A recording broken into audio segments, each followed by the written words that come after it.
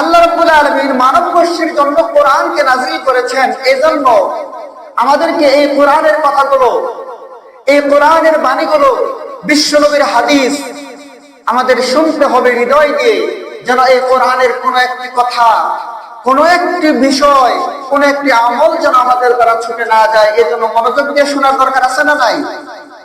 মনোযোগ দিয়েই শুনতে হবে। আমরা কথা তো খুব অল্প সময় হয়, জুমার দিনে সপ্তাহে 7 দিন আলোচনা হয়, একদিন তাও জমার আগে অল্প একটু সময়। এই সময়টুকু আমরা কোরআন হাদিসের কথা শুনবো, আমলের নিয়তে, পরিবর্তনের নিয়তে, সওয়াবের নিয়তে। আল্লাহ রাব্বুল আলামিন আমাদের তৌফিক দান করুন, বলি আমিন। সম্মানিত হাজিরিন, মানুষ সামাজিক জীব। সমাজবদ্ধতা ছাড়া মানুষ চলাফেরা করতে পারে না, সমাজবদ্ধতা ছাড়া মানুষ বসবাস করতে পারে না। আজকের আলোচনার শুরুতে আমি একটি গল্প দিয়ে শুরু করতে চাই। আমি যখন হয়তো 9ম শ্রেণীতে ছিলাম, ওই সময় একটা গল্প ছিল আমাদের ইংরেজিতে। গল্পটা এরকম যে একটা এলাকায় একটা যুবক চিন্তা করলো, আমার গ্রামে, আমার মহল্লায় বা আমার এখানে প্রতিদিন ঝগড়া, মারামারি, কলহ, ঝামেলা লেগে আছে। তো কি দরকার এত ঝগড়া, ঝামেলা, মারামারি, কাটাকাটি এত কিছুর মধ্যে থাকার? এজন্য সে সিদ্ধান্ত নিল সে আর জনবহুল এলাকায় থাকবে না, সে এখন চলে যাবে জঙ্গলে। যেমন কথা তেমন কাজ, চলে গেল জঙ্গলে। জঙ্গলে চলে যাওয়ার পরে এখন জঙ্গলে সে নিজের মতো করে একটা ঘর বানালো, নিজের মতো করে সে এখানে গাছের ফলমূল বা যা খায় কিছু একটা খেয়ে জীবন ধারণ করছে। কিন্তু বিপত্তি দেখা গেল কিছুদিন পরে, মানুষের বসবাস আছে, কাঁথা কম্বল আছে, ইঁদুরও তো বসে নাই, তার দাঁতও ফুটফুট করে। এবার ইঁদুর আসছে, ইঁদুর আসে তার কাঁথা কম্বল কাটা শুরু করছে। এখন একটা মানুষ জঙ্গলের ভিতরে একাকী থাকে, তার কাঁথা কম্বল যদি ইঁদুরে কাটে, এর বন্ধ করার দরকার আছে না নাই? এখন কেমনে বন্ধ করবে? বন্ধ করার জন্য সে আসলো বিড়াল, কারণ বিড়াল থাকলে ইঁদুর থাকবে না। এখন বিড়াল নিয়ে আসার পরে এখন বিড়ালের তো দরকার দুধ, এখন বিড়ালের দুধ প্রয়োজন, এজন্য সে একটা গরু কিনে আনলো। এখন গরু যে কিনে আনছে, গরুকে তো খাওয়াতে হবে। এখন ও না হয় সারাদিন বাজারে জঙ্গলে এখানে সেখানে ঘোরাফেরা করে গাছের ফল বা কাঠ কেটে বাজারে বিক্রি করে সে চালটা নিয়ে এসে নিচে ফুটে রান্না করে খায়। কিন্তু এখন গরুরে আবার কে খাওয়াবে? গরুকে খাওয়ানোর জন্য সে একজন রাখাল নিয়ে আসলো। এখন বেচারা আপনি না হয়ে ওই লোক সিদ্ধান্ত নিল যে আমি বউ বাচ্চা ছাড়া একাকি থাকবো, রাখাল তো আর বউ বাচ্চা ছাড়া থাকবে না। এখন রাখাল কি করছে? রাখাল এবার তার বউ নিয়ে আসছে। তখন বউ নিয়ে আসার পর রাখালের হয়েছে সন্তান। তাহলে যে মানুষটা একাকি থাকার সিদ্ধান্ত নিল, সে কি একাকি থাকতে পারছে নাকি জঙ্গলে একটা সমাজ হয়েছে? জঙ্গলে কি একাকি থাকতে পারলো? পারে নাই। ওখানে সে থাকলো, একটা গরু থাকলো, একটা বিড়াল থাকলো, পাশাপাশি ইঁদুর আর অন্যান্য জন্তু জানোয়ার তো আছেই, মানুষ থাকলো, রাখাল চলে আসলো, রাখালের বউ আসলো, রাখালের সন্তান হইলো, জঙ্গলের ভিতরে একটা সমাজ তৈরি হয়ে গেল। এজন্য মানুষ কখনো একাকি থাকতে পারে না, মানুষের জন্য একটা সমাজের প্রয়োজন আছে না ভাই? আছে। আর আপনি যখন কোন একটা সমাজের দিকে দৃষ্টি দিবেন, যখন কোন আপনি সমাজের দিকে তাকাবেন, ওই সমাজে থাকতে গেলে সমাজের ভিতরে নেতার দরকার আছে না নাই? সমাজের ভিতরে নেতার দরকার আছে, সমাজের ভিতরে মুরব্বীর দরকার আছে, সমাজের ভিতরে নেতৃত্ব দেওয়ার মতো মানুষের দরকার আছে। আর এই নেতৃত্বের জায়গাটা কেমন হবে? আল্লাহ রাব্বুল আলামিন কোরআনুল কারীমের ভিতরে বলছেন, ইয়া আইয়ুহাল্লাযীনা আমানু আতিউল্লাহ ওয়া আতিউর রাসূলা ওয়া উলিল আমরি মিনকুম। আল্লাহ রাব্বুল আলামিন ইমানদার বান্দাদেরকে ডেকে ডেকে বলছেন, ও ইমানদার বান্দারা, মানিত্তাসাস বিল ঈমান, যারা আল্লাহকে ভয় করেছো, যারা আল্লাহর উপরে বিশ্বাস অর্জন করেছো, ঈমানের গুণে যারা গুণান্বিত হয়েছো, তোমরা শুনে নাও, তোমাদের এক নাম্বার কাজ হলো সমাজে তোমার চলার ক্ষেত্রে, সমাজে মেনে চলার ক্ষেত্রে, সমাজে আনুগত্যের ক্ষেত্রে এক নাম্বার নীতি হলো আল্লাহ, তোমরা আল্লাহর আনুগত্য করবে, আল্লাহর বিধান বলে সমাজে মেনে চলবে। সমাজে আল্লাহর বিধান মেনে চলার পরে 2 নম্বর কাজ হলো আমি আল্লাহর পক্ষ থেকে তোমাদের কাছে যে রাসূল এসেছে, নবী মুহাম্মদ মুস্তাফা সাল্লাল্লাহু আলাইহি ওয়াসাল্লামকে প্রেরণ করেছি, তোমরা নবী মুহাম্মদের যে আদর্শকে তোমরা জীবনে গ্রহণ করো, তোমরা তোমাদের সমাজে গ্রহণ করো, তোমরা তোমাদের নেতৃত্বের জায়গায় 1 নম্বরে আল্লাহর হুকুমগুলো পালন করবে, 2 নম্বরে আমার দেওয়া নবীর হুকুমগুলো তোমরা পালন করবে, 3 নম্বরে ওয়া উলিল আমরি মিনকুম, আল্লাহ এবং আল্লাহর নবীর কথার আলোকে তোমাদের এলাকার যারা নেতা আছে, তোমাদের সমাজের যারা নেতা আছে, আলেম শ্রেণী যারা আছে, রাষ্ট্র শক্তিতে যারা আছে, এক কথায় তোমাদের নেতৃত্বের জায়গায় যারা আছে, তোমাদের এই নেতাদের অনুসরণ করা ফরজ করে দিয়েছেন কে? নেতাদের অনুসরণ করতে হবে। আল্লাহ বলছেন ফাইন তানাযাতুম ফি শাইইন ফারুদ্দুহু ইলাল্লাহি ওয়া ইলার রাসূল ইন কুনতুম তুমিনুনা বিল্লাহি ওয়াল ইয়াউমিল আখির। যদি তোমরা ঈমানদার হও এবং আল্লাহকে বিশ্বাস করো, তাহলে ওই নেতাদের অনুসরণ করার ক্ষেত্রে যদি তোমাদের ভিতরে কোনো মতপার্থক্য দেখা দেয়, মতবিরোধ দেখা দেয়, তোমাদের ভিতরে যদি কোনো সমস্যা দেখা দেয়, তোমাদের সমাজে, তোমাদের এলাকায় কোনো গ্যাঞ্জাম, ফিতনা, ফাসাদ সৃষ্টি হলে পরে ওই অবস্থায় তোমাদের কাজ হলো আল্লাহ এবং আল্লাহ রাসূল কি বলেছেন, আল্লাহ এবং আল্লাহ রাসূল কিভাবে সমাজ চালিয়েছেন সেই দিকে ফিরে যাও, তবেই তোমরা সফল কাম হয়ে যাবে। ঘোষণাটা কার? আল্লাহ এবং আল্লাহ রাসূলের বিধান মানলে সমাজে শান্তি আসবে, এই ঘোষণা কার? আল্লাহ। আল্লাহর নাম নিতে কি আমাদের কষ্ট হয়? তাহলে বলি আল্লাহু আকবার। আল্লাহর নাম নিলে হৃদয়ে ভালো লাগা তৈরি হয়। আল্লাহ বলছেন ইযা যুকিরাল্লাহু ওয়াজিলাত কুলুবুহুম, আমার বান্দাদের সামনে, আমার ঈমানদার বান্দাদের সামনে যখন আল্লাহর নাম স্মরণ করা হয়, তখন তাদের হৃদয়টা কেঁপে ওঠে। ওয়া ইযা তুলিয়াত আলাইহিম আয়াতুহু যাদাতহুম ঈমানা, আর ওই ঈমানদার বান্দাদের সামনে যখন আমার কোরআনের কথা বলা হয়, কোরআনের আয়াত তেলাওয়াত করা হয়, তখন তাদের ঈমান যিনি বাড়িয়ে দেন তিনি কে? সে আল্লাহ রাব্বুল আলামিন বলছেন বান্দারে তোমাদের 1 নম্বর কাজ হলো তোমরা আল্লাহর আনুগত্য করবে, 2 নম্বর কাজ হলো তোমরা রাসূলের আনুগত্য করবে, 3 নম্বরে কাজ হলো তোমরা তোমাদের নেতাদের অনুসরণ করবে।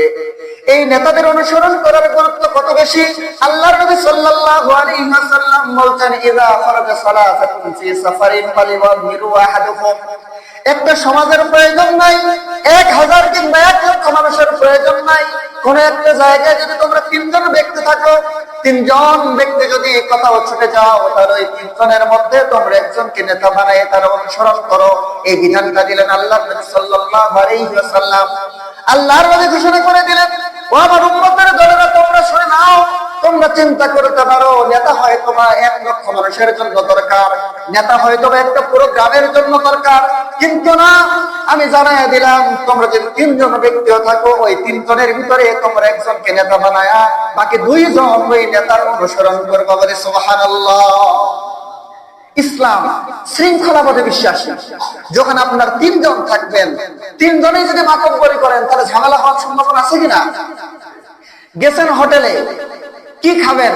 একজন বলে যে ভাত খাবো, একজন বলে বিরিয়ানি খাবো, আর একজন বলে পরোটা খাবো। 3 জন যদি 3টা কথা বলে, তাহলে ঝামেলা বাঁধবে কিনা?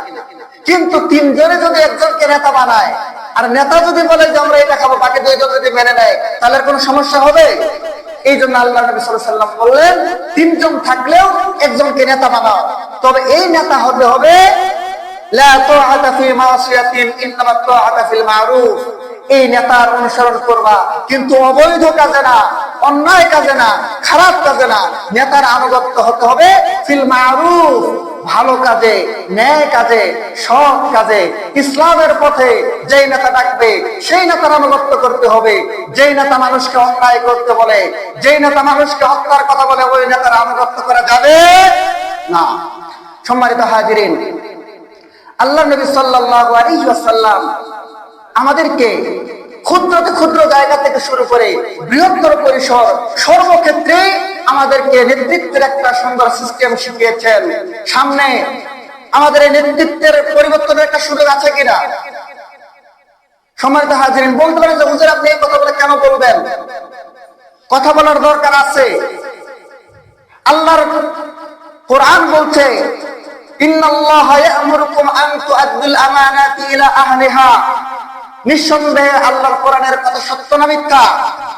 আল্লাহ বলছেন, ইন্নাল্লাহা ইয়া'মুরুকুম, আল্লাহ রাব্বুল আলামিন তোমাদেরকে আদেশ করেছেন, আন তু'আদ্দুল আমানাতি ইলা আহলিহা, তোমরা তোমাদের আমানতকে যথাযথ জায়গায়, যারা আমানতের রক্ষা করবে ওই দায়িত্ব পাওয়ার মতো যারা যোগ্য তাদের কাছেই তোমরা ওই দায়িত্বটা অর্পণ করে দাও। ঘোষণাটা কার? তাহলে আগামীতে কে দায়িত্বের জায়গায় যাওয়ার যোগ্য, কে আসলে উত্তরাধিকারী, সেই জায়গায় দায়িত্বটা পৌঁছাতে আপনারাই তো দিবেন। যাকেই ভোটটা দিবেন সিদ্ধান্তটা তো আপনি কোন একজনকে দিবেন। তাহলে এই জায়গাটাতে কোরআন সুন্নাহর আলোকে যথাযথ আমানতের জায়গায় হওয়ার দরকার আছে না নাই?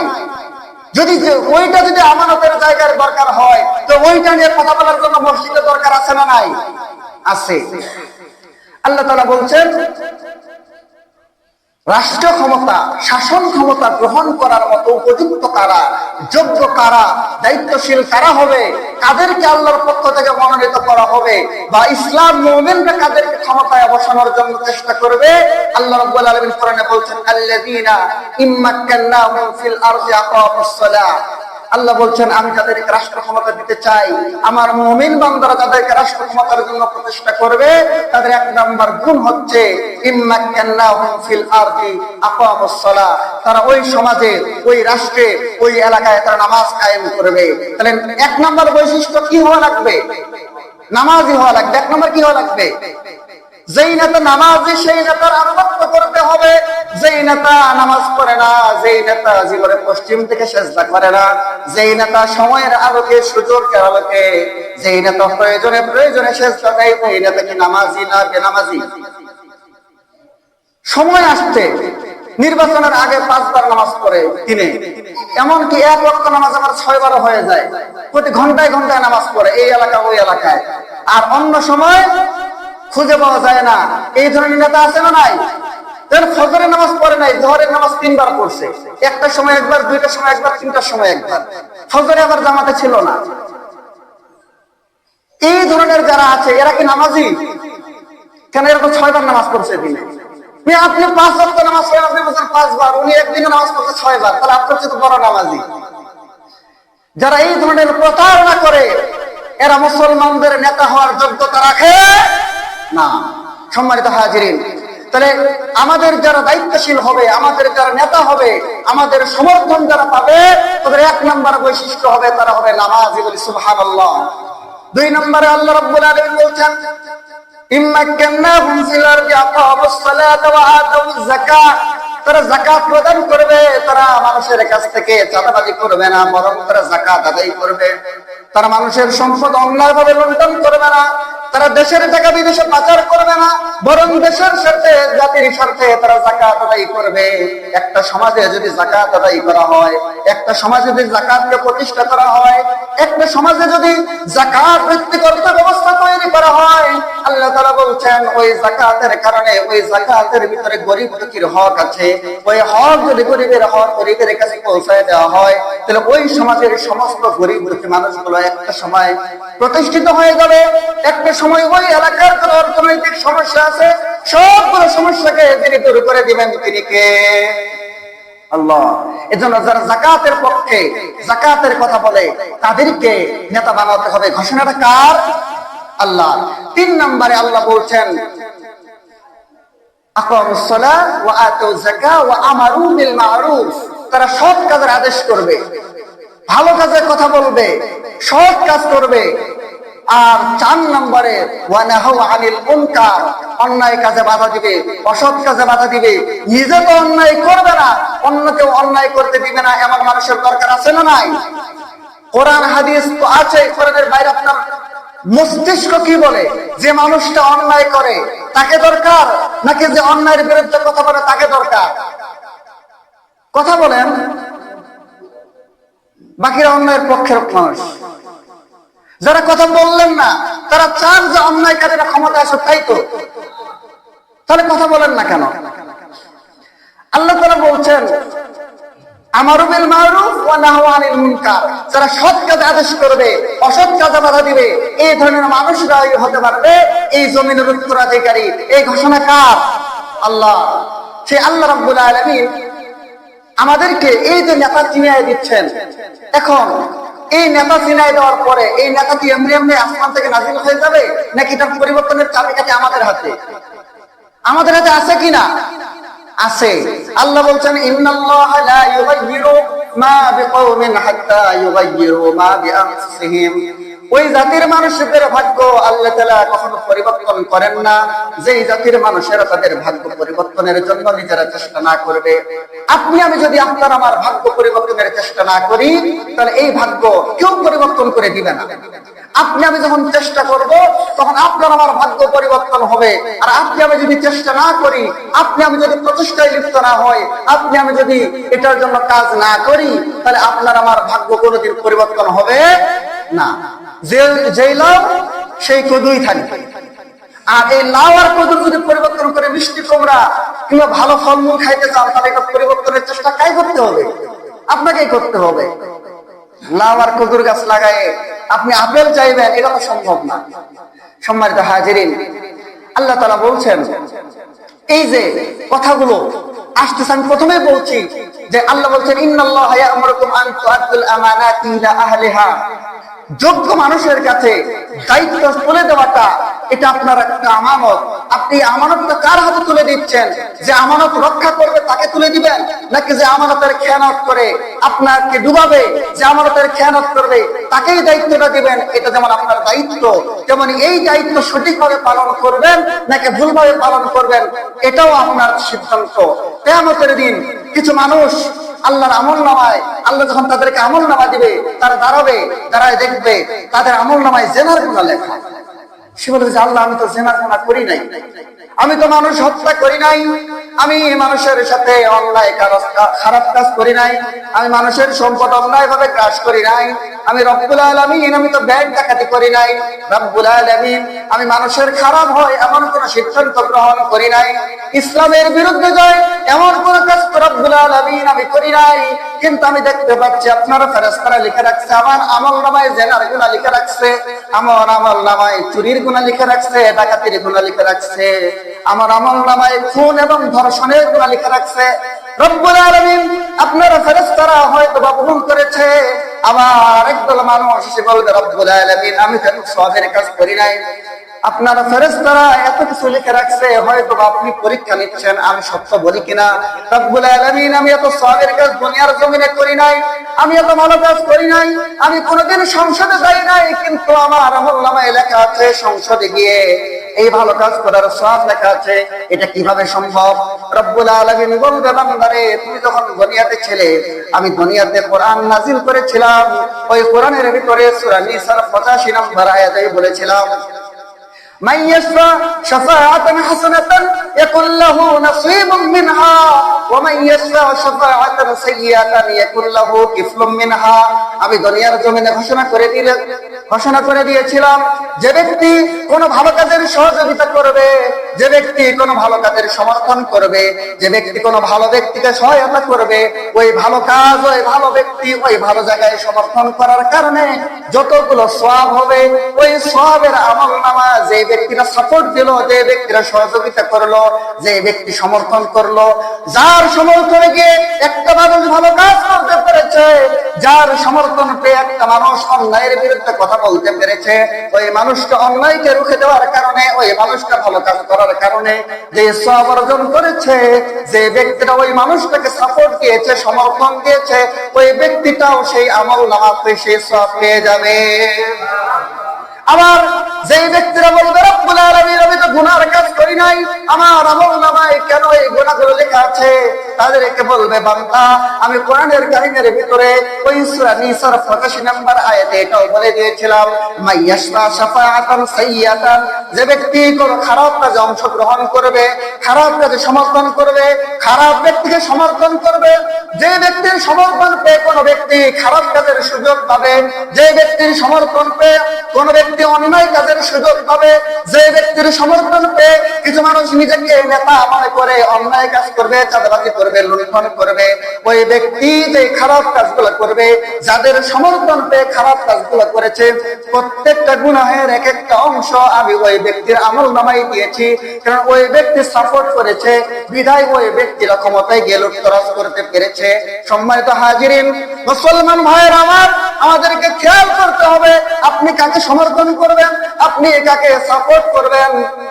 আপনার এই একটা সমর্থন, আপনার একটা সাপোর্ট, আপনার একটা সিল আপনাকে জান্নাতের পথে নিয়ে যেতে পারে, আবার আপনার একটা সিল আপনাকে গুনাহের পথেও নিয়ে যেতে পারে। আপনার একটা সিলের কারণে আপনি কোন পথে চলে যাবেন সেটা আপনাকে বাছাই করে নিতে হবে। আপনার সিদ্ধান্ত যদি সঠিক পথে হয়, আপনার সিদ্ধান্ত যদি কল্যাণের পথে হয়, আপনার সিদ্ধান্ত যদি ইসলামের পক্ষে হয়, তাহলে এটার জন্য যিনি প্রতিদান দিবেন সেই আল্লাহ রাব্বুল আলামিন বলছেন, আপনার সিদ্ধান্ত যদি বাতিলের পক্ষে হয়, আপনার সিদ্ধান্ত যদি ইসলামের বিপক্ষে হয়, আপনার সিদ্ধান্ত যদি এমন ব্যক্তির পক্ষে হয় যে ব্যক্তিটা অন্যায় করে, খারাপ কাজ করে, যে ব্যক্তিটা মানুষের সাথে গাদ্দারি করে, যে ব্যক্তিটা দেশের টাকা বিদেশে পাঠায়, যে ব্যক্তিটা যত ধরনের অন্যায় আছে অন্যায়গুলোকে সাপোর্ট করে, ওই ব্যক্তিটা খারাপ কাজের যতগুলো গুনাহ করেছে, আধুনিক সিস্টেমের বিকাশ যেমন আছে, রকেট যেমন আছে, ব্যাংক যেমন আছে, প্রত্যেকটা মাধ্যমে যেমন টাকার ট্রান্সফার হয়, ওই ব্যক্তির আমলনামা থেকে আপনার আমলনামাতেও যিনি সওয়াব আর গুনাহগুলো ট্রান্সফার করে দিবেন তিনি কে? কথা কি বুঝছেন নাকি কোনো ভেজাল আছে? কথা স্পষ্ট। আপনার আমার সমর্থন পেয়ে একজন মানুষ যদি ভালো কাজ করে, আপনার আমার সমর্থন পেয়ে একজন মানুষ যদি নামাজের পক্ষে কথা বলে, যাকাতের পক্ষে কথা বলে, মানুষের অন্যায় কাজকে রুখে দেয়, তাহলে এই প্রত্যেকটা ভালো কাজের কারণে যে সওয়াব হবে, আপনি যেহেতু সাপোর্ট দিয়েছেন, সমর্থন করেছেন, আপনার আমলনামায় সওয়াব লিখে দিবেন কে? আবার আপনার সমর্থনে পেয়ে কেউ যদি খারাপ কাজ করে, তাহলে ওই খারাপ কাজের কারণে তার যে গুনাহ হয়েছে, ওই সমান গুনাহ, ওই গুনাহের একটা অংশ আপনার আমলনামাতেও জিনে দিবেন তিনি কে? কথাটা বলা কার কথা? কার? আল্লাহর কথা। কিয়ামতের দিন কিছু মানুষ বলবে, ইয়া লাইতানি লাম আত্তাখিয ফুলানান খলিলা। রব্বুল আলামিনকে বলবে, হে রব্বুল আলামিন, আমার জন্য আফসোস, ইয়া লাইতানি লাম আত্তাখিয ফুলানান খলিলা। হায় আফসোস, দুর্ভোগ আমার, আজকে যদি আমি অমুক বান্দাকে আমার জন্য বন্ধু হিসেবে গ্রহণ না করতাম, অমুক বান্দাকে, অমুক ব্যক্তিটাকে যদি আমি বন্ধু না বানাইতাম, ওই ব্যক্তিটাকে বন্ধু বানিয়েছিলাম, ওই ব্যক্তিটাকে আমার সাথে রাখেছিলাম, বিধায় সেও গুনাহের কাজ করেছে, আমি গুনাহের কাজ করেছি। একজন ব্যক্তিকে বন্ধু বানানোর কারণে যদি কিয়ামতের দিন আফসোস করা লাগে, তাহলে একজন অন্যায়কারী ব্যক্তিকে নেতা বানানোর জন্য আফসোস করার দরকার হবে কি হবে না? আফসোস হবে। কিয়ামতের দিন আল্লাহ রাব্বুল আলামিন সূরা আহজাবের 66 নম্বর আয়াতের ভিতরে বলছেন, কিয়ামতের দিন কিছু মানুষ আফসোস করে বলবে, ইয়া লাইতানি আতা'না আল্লাহ, ইয়া লাইতানা আতা'না আল্লাহ ওয়া আতা'না রাসূলা। হায় আফসোস, দুনিয়াতে থাকতে আমি যদি আল্লাহ এবং আল্লাহ রাসূলের আনুগত্য করতাম, আল্লাহ ওয়ালাদের দলে থাকতাম, আল্লাহ ওয়ালাদেরকে সাপোর্ট দিতাম, তাহলে আমার জন্য কতই না ভালো হতো। আজকে আমি আল্লাহ ওয়ালাদের পক্ষে ছিলাম না, আল্লাহ এবং আল্লাহ রাসূলের আনুগত্য করতে পারি নাই। সেদিন তারা আফসোস করবে। শুধু আফসোস করবে এটাই না, এই যে আপনি আমি বিভিন্ন মানুষের পিছনে ছুটি, আপনি যে মানুষটার পিছনে ছুটছেন, যে মানুষটাকে আপনি সমর্থন করছেন, যে মানুষটাকে আপনি ভোট দিচ্ছেন, সহজ কথায় বলি, যে মানুষটাকে আপনি ভোট দিবেন, ওই মানুষটা যদি অন্যায়কারী হয়, ওই মানুষটা যদি অসৎ হয়, তাহলে কিয়ামতের দিনে আপনাকে ওই মানুষটা সহ ডাকা হবে। কিয়ামতের ময়দান যখন কায়েম হয়ে যাবে, আল্লাহ রাব্বুল আলামিন যখন আপনাকে কঠিন জবাবদিহিতার মধ্যে নেবেন, আপনাকে যেই কাতারে দাঁড় করাই দিবে, আল্লাহর নবী বলছেন, আল মারউ মা'a মান আহাব্বা। আপনি যে মানুষদেরকে সমর্থন করতেন, যে মানুষদের সাথে থাকতেন, যে মানুষদেরকে সাপোর্ট দিতেন, কিয়ামতের দিনে মান তাশাব্বাহা বিকওমিন ফাহুয়া মিনহুম, আপনি তাদের সাথে দাঁড়ায় যাবেন, তাদের সাথে আপনার হিসাব নিকাশ হবে। তখন কিয়ামতের দিনে আপনি বলবেন, রব্বানা ইন্না আতা'না সাদাতানা ওয়া কুবারানা ফাআযাল্লুনা আস-সাবিলা। কিয়ামতের দিন মানুষ আল্লাহর কাছে আফসোস করে বলবে, রব্বানা, হে আমার পরওয়ারদিগার, আতানা সাদাতানা ওয়া কুবারানা, আমরা তো আনুগত্য করেছিলাম আমাদের ওই সব নেতাদের, আমাদের মুরব্বীদের, আমাদের পথ প্রদর্শকদের অনুসরণ করেছিলাম। আমাদের মুরব্বীরা বলেছিল এই কাজটা করতে, আমরা সেই কাজটা করেছিলাম। আমাদের নেতা বলেছিল এই কাজটা করতে, আমাদের নেতা বলেছিল মানুষ খুন করতে, আমাদের নেতা বলেছিল আমার নাস্তার বিল লাগবে তোমরা দোকান থেকে টাকা নিয়ে আসো, আমার নেতা বলেছিল চাঁদাবাজি কাজ করতে, আমার নেতা আমাকে সাপোর্ট দিয়েছিল আর আমি খুন ধর্ষণ করার জন্য দুঃসাহস দেখিয়েছিলাম। অতএব তারা আমাকে পথভ্রষ্ট করেছে, ফাদাল্লুন সাবিলা, তারা আমাকে পথভ্রষ্ট করেছে। তারা আরো বলবে রব্বুল আলামিন রব্বানা আতিহিম বিআযাইন মিনাল আযাবি ওয়ালআনহুম লা'নান কাবীরা। রব্বুল আলামিন আমার অন্যায়ের কারণে আমাকে যদি আজকে শাস্তি ভোগ করতে হয়, তাহলে আমার এলাকার যে মুরব্বী, আমার এলাকার যে নেতা, আমার এলাকার যে গ্রামের মাতব্বর আমাকে বলেছিল বাবা সামনে তো নির্বাচন আসতেছে, অমুক ব্যক্তিরা ভোট দিও, আমি ওই নেতার কথা শুনে, ওই মুরব্বীর কথা শুনে নিজের বিবেককে কাজে না লাগিয়ে আমি ভোট দিয়েছিলাম। তাহলে আজকে যেহেতু আমি অমুক মুরব্বীর কথা শুনে অমুক নেতাকে আমি ভালো মনে করতাম, অমুকরে আমি নেতা মনে করতাম, অমুকরে আমার এলাকার সবাই শ্রদ্ধা করতো, আমিও শ্রদ্ধা করতাম, এই জায়গা থেকে যেহেতু আমি সাপোর্ট করেছিলাম, তার কারণেই যেহেতু আজকে আমি জাহান্নামী হয়েছি, তার কারণেই যেহেতু আজকে আমি ধ্বংস হয়েছি, তার কারণেই যেহেতু আজকে আমি কষ্ট ভোগ করছি, আতিহিম বিআযাইন মিনাল আযাব, কাজেই আমাকে যে শাস্তি দিবেন আমার ওই নেতাকে ডবল শাস্তি দিবেন। কিয়ামতের দিন আপনি আমি আপনার আমার নেতার বিরুদ্ধে অভিযোগ করব যে সে যেহেতু আমাকে বিপদগামী করছে, তাহলে তার কারণে আমি বিপদগামী হয়েছি, অতএব আমাকে যা শাস্তি দিবেন তাকে আপনি ডবল শাস্তি দিবেন, ওয়ালআনহুম লা'নান কাবীরা, এবং তাকে আপনি আরো অভিশাপ। কাজেই আপনি কার পক্ষে ভোট চাইবেন, কার পক্ষকে সমর্থন করবেন, আরেকজনের কাছে সুপারিশ করবেন কার পক্ষ নিয়ে, এটার জন্য চিন্তা করার দরকার আছে না নাই? মস্তিষ্ক খাটানোর দরকার আছে না নাই? অবশ্যই মস্তিষ্ক খাটাতে হবে। আপনার একটা সমর্থন, একটা আমানতের জায়গা, এটা যত্রতত্র যেন না হয়। আজকে দুঃখ লাগে, কষ্ট লাগে যে ছোট ছোট মাসুম বাচ্চারা, যাদের এখনো বুঝ হয় নাই, যারা এখনো নিষ্পাপ, সওয়াব এবং গুনাহের কাজ বোঝে না, যারা নামাজ বোঝে না, রোজা বোঝে না, হজ বোঝে না, যাকাত বোঝে না, আল্লাহর কোরআন চেনে না, তাদেরকে আপনি মার্কা চেনাচ্ছেন। যেই সন্তানকে আপনি কোরআন চেনাতে পারেন নাই, কিয়ামতের দিন ওই সন্তান আপনার বিরুদ্ধে অভিযোগ করবে। রব্বুল আলামিন আমি যখন ছোট ছিলাম আমাকে কোনোদিন নামাজের কথা বলে নাই, আমারে বলে নাই বাবা তুমি নামাজে আসো, আমারে বলে নাই তুমি কোরআন শিখো, আমারে কোনোদিন ইসলামের পথে ডাকে নাই, কিন্তু আমার হাতে একটা চকলেট ধরাই দিয়ে বলছে তুমি রাস্তায় রাস্তায় বেড়াবা, হাঁটবা, আর একটা এই কাগজ দেওয়া আছে, এই কাগজে এই মার্কার ছবি দেওয়া আছে, তুমি এই মার্কার স্লোগান দিবা। এই ধরনের বাটপার আছে না নাই? সম্মানিত হাজিরিন, দেখবেন রাস্তায় ছোট ছোট বাচ্চারা, যে বাচ্চা কিছুই বোঝে না, ওয়ানে পড়ে, প্লেতে পড়ে, শিশুতে পড়ে, তাদেরকে মার্কা ধরাই দিছে তুমি এই মার্কার স্লোগান দাও। অথচ ওই সন্তানকে আপনি কোনোদিন নামাজের কথা বলছেন? ওই সন্তানকে আপনি কোনোদিন আল্লাহর নাম শিখিয়েছেন কিনা? আপনি ওই সন্তানকে কোনোদিন ইসলামের কথা শিখাইলেন না, কিন্তু মার্কার কথা শিখাই দিলেন। এত সহজ, ওই সন্তানই আপনার বিরুদ্ধে অভিযোগ করবে। আল্লাহ বলছেন ইয়াউমা নাদউ কুল্লা উনাসিম বিইমামিহিম, কিয়ামতের ময়দান যখন কায়েম হয়ে যাবে, আমি প্রত্যেকটা মানুষকে তাদের নেতা সহকারে ডাকবো। ওই নেতা যদি তাদের হয় আল্লাহ এবং আল্লাহর রাসূল এবং আল্লাহ রাসূলের সিদ্ধান্ত অনুযায়ী, যেই নেতা জীবন পরিচালনা করেছে, যেই নেতা আল্লাহ এবং আল্লাহ রাসূলের সিদ্ধান্ত বাস্তবায়নের জন্য চেষ্টা করেছে, তাকে যদি তারা সমর্থন দেয়, তাহলে ওই ব্যক্তিরা কিয়ামতের দিন সফল কাম হয়ে যাবে। আর তাদের নেতা যদি অন্যায়কারী হয়, তাদের নেতা যদি চাঁদাবাজ হয়, তাদের নেতা যদি মানুষকে হত্যাকারী হয়, তাদের নেতা যদি অন্যায়ের পক্ষ সাফাইকারী হয়, তাহলে কিয়ামতের দিন ওই অন্যায়ের কারণে তাদেরকেও যিনি একই সাথে জাহান্নামে নিক্ষেপ করবেন তিনি কে? আল্লাহ। সম্মানিত হাজিরিন, একটা বিষয় আমাদেরকে স্পষ্ট করে নিতে হবে, কোরআন আমাদেরকে যে কথাগুলো যেভাবে মানতে বলেছে আমাদের সেভাবেই মেনে চলতে হবে। সামারাইজ আলোচনা শেষ করে দিব।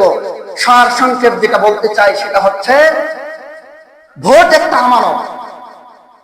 যাদের সমর্থন, যাদের সুযোগ আছে, তাদেরকে ভোটের জায়গাটা দায়িত্ব পালন করতে হবে। আপনি যদি আপনার সুযোগ আছে কিন্তু আপনি ভোট দিলেন না, এখন এখানে আমি গতদিনেও এটা একটু হালকা টাচ দেওয়ার চেষ্টা করেছিলাম। ধরেন বাংলাদেশে মুসলমানের পার্সেন্ট কত? 90%। এখন আপনি বললেন যে ইসলামে ভোট আছে কিনা আমি তো এটা স্পষ্ট জানি না, এজন্য আমি ভোটকে বর্জন করলাম। তো ভোট বর্জন করলেন আপনি, 90% মুসলমান যদি ভোট বর্জন করে, তাহলে বাকি 10% হিন্দু খ্রিস্টান অমুসলিমের ভোটে, অমুসলিম হিন্দু খ্রিস্টান বা ইসলামের বিপক্ষে যারা, তারাই ক্ষমতায় গিয়ে মুসলমানদের গলা কাটবে, ঠিক কিনা? এই জন্য দুটো মন্দের ভিতরে যেটা ভালো, কমপক্ষে যেটা ভালো তাকেও তো নিয়ে আসতে হবে। দুজনেই ধরেন অত্যাচারী, তার ভিতরে কম অত্যাচারী, দুজনেই খারাপ, ধরে নেন দুজনেই খারাপ, এর ভিতরে যে কম খারাপ তাকে নিয়ে আসতে হবে। যদি আপনি না নিয়ে আসেন, যদি আপনি তাকে সাপোর্ট না দেন, তাহলে কি ওই যে আমানতের আপনি খেয়ানত করছেন, কাকে দায়িত্বের জায়গায় বসানো হবে এটা আপনার কাছে আমানত ছিল। আগামী দিনে রাষ্ট্রের সংসদে কে বসবে এটা আপনার কাছে একটা আমানত। আপনি যদি আমানতের খেয়ানত করেন, যোগ্য জায়গাতে সমর্থন না দেন বা কাউকেই সমর্থন না দিয়ে আপনি ঘরে থাকলেন, আপনারই অসমর্থনের কারণে খারাপ মানুষদের সমর্থনে খারাপ মানুষ ক্ষমতায় চলে গেল। দিন শেষে কি হলো? খারাপ মানুষকে, আমার দেশের আলিফ ভাইকে যেমন দিনের বেলা গলা কেটে হত্যা করা হয়েছে, আমার দেশের একজন আলেমকে যেভাবে নির্যাতন করা হয়েছে, আবার যদি এরকম একটা পরিবেশের তৈরি হয়ে যায়, কিয়ামতের দিন আল্লাহর কাছে আপনাকে জবাব দিতে হবে। সম্মানিত হাজিরিন, এজন্য আপনার আমার সমর্থন হবে কয়টা গুণ দেখতে হবে। 1 নম্বরে দেখতে হবে নামাজি কিনা, যাকাতের পক্ষে আছে কিনা, সৎ কাজে আদেশ করে কিনা, অসৎ কাজে বাধা দেয় কিনা। এছাড়াও আরো অনেকগুলো গুণ আছে, সময়ের স্বল্পতায় সেগুলো আমাদের বুঝে নিতে হবে মানুষকে সহজ দক্ষ কিনা।